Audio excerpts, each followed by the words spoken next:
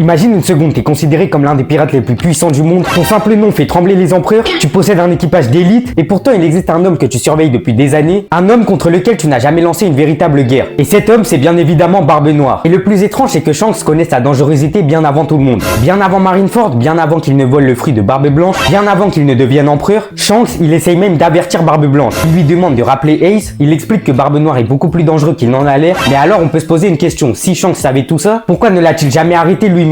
Pourquoi attendre que tout le monde découvre la menace? Et aujourd'hui, on va justement analyser toutes les informations données par le manga pour comprendre pourquoi Shanks n'a jamais affronté Barbe Noire. Et tu vas voir que la réponse est beaucoup plus complexe qu'un simple manque de courage. Pour commencer, il faut revenir très loin dans l'histoire. La première chose importante, c'est que Shanks porte une énorme cicatrice au visage. Une cicatrice que tout le monde connaît. Pendant longtemps, on pouvait simplement penser qu'elle était simplement là pour son design. Mais Oda, il finit par nous révéler quelque chose d'incroyable. Cette blessure a été infligée par Barbe Noire. Et surtout, Shanks précise un détail très important. Il n'était pas distrait. Il ne s'est pas fait surprendre, il était totalement sérieux. Autrement dit, Barbe Noire a réussi à blesser Shanks alors que celui-ci était sur ses gardes. Et ça, c'est un détail énorme parce que Shanks n'est pas du genre à sous-estimer ses adversaires. S'il affirme avoir été vigilant, cela signifie que Barbe Noire possédait déjà une force hors du commun. Et pourtant, à cette époque, Barbe Noire ne possède encore aucun fruit du démon. Et c'est probablement ça l'information la plus inquiétante. Il réussit cet exploit uniquement grâce à sa puissance. Ensuite, il faut aussi parler d'un autre élément souvent oublié. Pendant des décennies, Barbe Noire reste dans l'équipage de Barbe Blanche. Il refuse volontairement de devenir commandant, il ne cherche ni la gloire ni la réputation. Il attend simplement son heure et c'est précisément ça qui le rend très dangereux. Contrairement à la majorité des pirates, Teach ne cherche jamais à attirer l'attention. Il préfère rester dans l'ombre, il observe, il attend, il prépare son moment. Et Shanks semble être l'un des rares personnages à comprendre cette façon de fonctionner. Pour lui, le vrai danger n'est pas la force brute de Teach, c'est sa passion.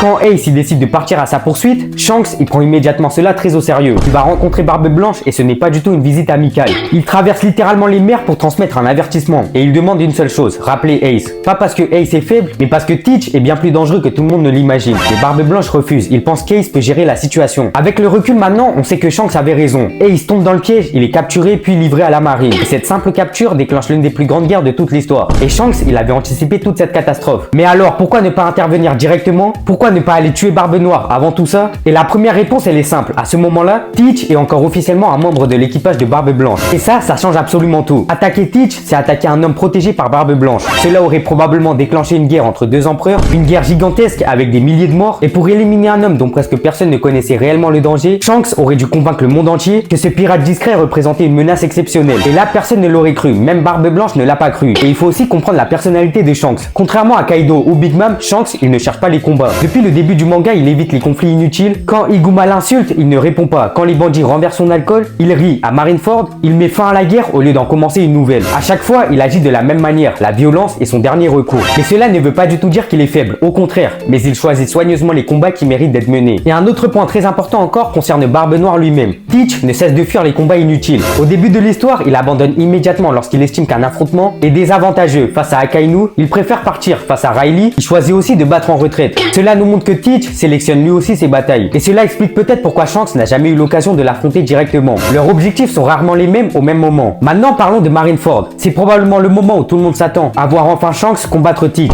Barbe Noire vient de voler le pouvoir de Barbe Blanche. Le chaos est total. Pourtant, aucun combat n'a lieu. Pourquoi? Parce que Shanks arrive avec un objectif très clair. Mettre fin à la guerre, pas commencer une nouvelle bataille. D'ailleurs, son discours et son ambiguïté. Si quelqu'un veut encore se battre, alors il affrontera les roues. Résultat, la guerre s'arrête direct. Même Barbe Noire décide finalement de partir. Et encore une fois, aucun des deux ne cherche réellement cet affrontement. Et il existe aussi un détail souvent ignoré. Shanks connaît probablement beaucoup mieux Teach que la majorité des personnages. Tous les autres y découvrent progressivement sa dangerosité. Shanks, lui, il la connaît depuis longtemps. Et cela peut justement expliquer sa prudence. Quand on sait à quel point un ennemi est imprévisible, on évite de le sous-estimer. Barbe Noire est intelligent, calculateur, manipulateur. Il prépare toujours plusieurs coups d'avance et l'attaquer sans raison valable pourrait justement tomber dans un piège. Et il y a également une différence fondamentale entre ces deux hommes. Shanks inspire la confiance, Teach inspire la peur. Shanks, il crée des alliances solides. Teach utilise les autres avant de les abandonner. Et leur vision de la piraterie, elle est totalement opposée. Et c'est probablement pour tout cela que leur affrontement, elle semble inévitable. Depuis la fin de Wano, les choses, elles évoluent. Les deux empereurs sont désormais officiellement en course pour le One Piece. Teach, il agit de plus en plus. Il attaque Amazon Lily, il affronte l'eau. Il capture Garp avec son équipage. Pendant ce temps, Shanks bat Kid et annonce lui aussi qu'il est temps d'aller chercher le One Piece. Pour la première fois, leur objectif, ils convergent réellement. Ils avancent tous les deux vers le même trésor et cela augmente énormément les chances qu'ils se croisent. Mais il faut cependant faire attention à ne pas transformer certaines théories en certitudes. Par exemple, beaucoup pensent que Shanks attend simplement le bon moment. C'est possible, mais ça n'a jamais été confirmé. D'autres pensent qu'il craint le pouvoir caché de Barbe Noire. Là encore, ce n'est qu'une hypothèse. Le manga ou bien même l'anime ne dit jamais que Shanks a peur de Barbe Noire. En revanche, il le respecte suffisamment pour avertir Barbe Blanche et cette différence différence, elle est très importante. Respecter un adversaire ne signifie pas le craindre. Alors, quelles sont les informations réellement confirmées? Premièrement, Barbe Noire a infligé sa cicatrice à Shanks.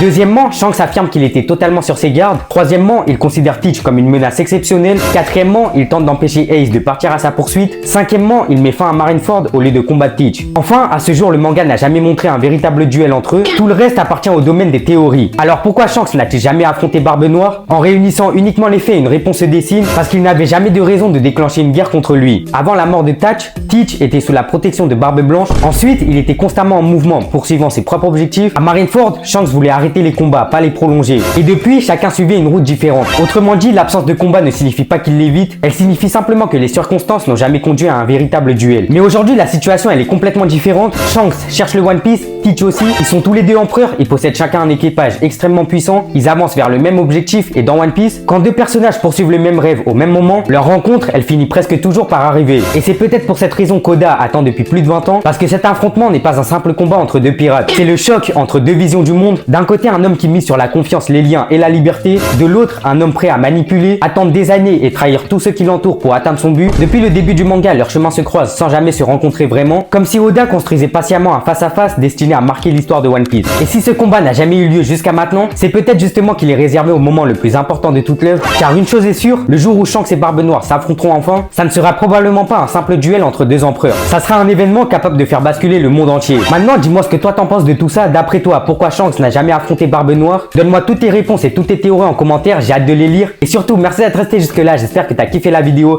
Si c'est le cas, pense à la liker, à t'abonner et surtout à activer la cloche de notification pour ne rien rater des prochaines vidéos. Nous, on se retrouve très bientôt pour de nouvelles vidéos. En attendant, prends soin de toi, au revoir.